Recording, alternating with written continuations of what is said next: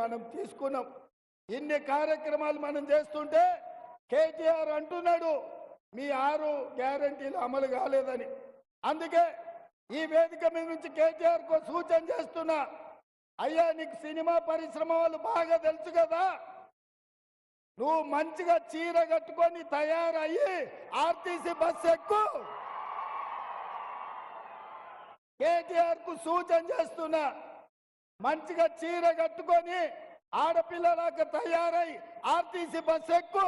ఒకవేళ నిన్ను టికెట్ అడిగితే 6 గ్యారెంటీలు అమలు చేయనట్లే.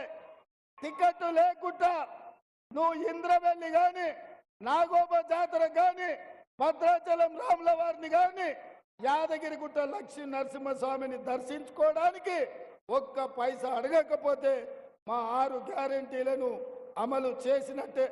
అందుకే మిత్రులారా,